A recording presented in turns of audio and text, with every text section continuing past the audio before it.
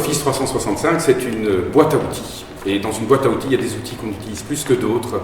Parmi les outils que j'utilise beaucoup sur Office, il y a bien sûr Outlook pour la messagerie électronique, qui permet effectivement de s'envoyer des messages à un élève, à un groupe d'élèves ou à l'ensemble de l'école. Les élèves également peuvent nous contacter pour avoir un document, pour poser une question, avoir un examen par exemple. Donc rien de plus simple qu'à partir de son GSM ou de son PC à la maison, écrire un message, on a un moteur de recherche, je recherche tel professeur, je trouve tout de suite et je peux lui envoyer la question. Il y a également Forms pour les exercices numériques qui peuvent le faire chez eux à la maison ou ici en classe sur un PC, ou même à partir en scannant un simple QR code à partir de leur smartphone. Mais il y a également des applications comme Stream qui permet le partage de documentaires vidéo où les élèves ont accès à des milliers de documentaires qui ont été publiés par leurs professeurs. Il y a également Sway qui est un programme de présentation qui est très bien fait. Parmi les outils qui sont dans cette boîte outils Office 365, il y a bien entendu la suite Office avec Word, Excel, PowerPoint, tous les outils bureautiques utilisés dans le monde professionnel de manière tout à fait courante, mais également d'autres outils comme Teams qui permet vraiment le travail en équipe, le travail numérique en équipe, entre classes, entre professeurs et élèves, entre tous les élèves et éventuellement des groupes de professeurs. En début d'année, chez nous, chaque élève reçoit une adresse email, donc un compte Office 365, une adresse email sur laquelle les professeurs peuvent envoyer des ressources, des fichiers, des vidéos à consulter, des exercices numériques.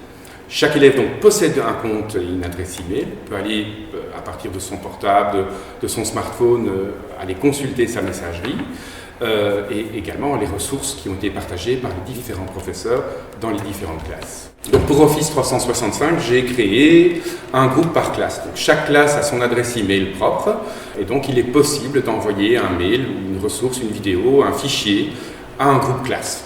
Et comme ça, donc toutes les classes de l'école sont listées dans Outlook, dans la suite Office 365. Voilà. Donc j'ai préparé pour vous 2 documentaires sur Stream avec un devoir que j'ai mis donc que vous envoyez par email, donc un exercice coté. D'accord, enfin j'en ai envoyé 2. Ok. Alors je vais vous montrer donc le mail que je vous ai envoyé hier sur Outlook.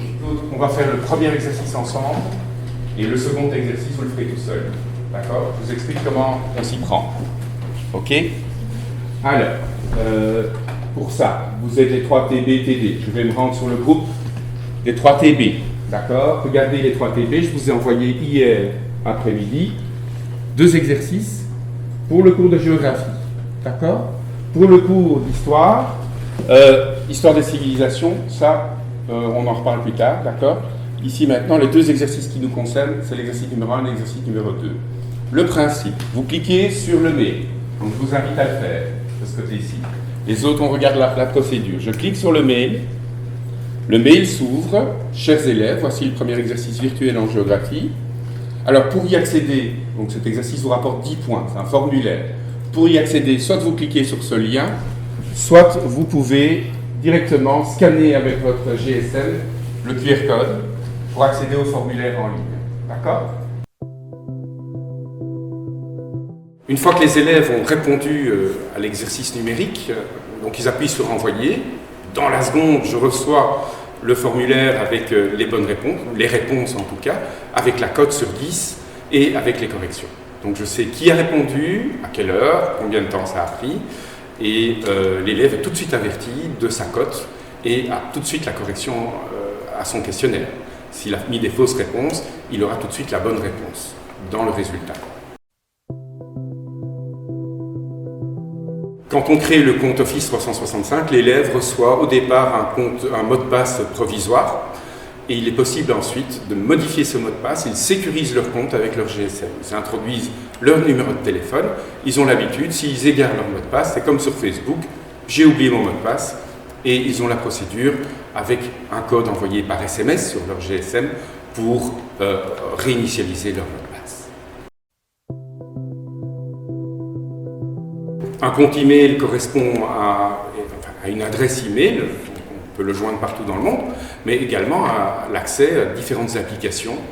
c'est une licence qui est gratuitement distribuée aux élèves de la ville de Bruxelles, donc pour le partage d'informations, pour accéder aux différentes applications, Word, Excel, PowerPoint, mais également Sway, également Stream, toutes ces applications, ces outils numériques qui sont tout à fait dans l'air du temps.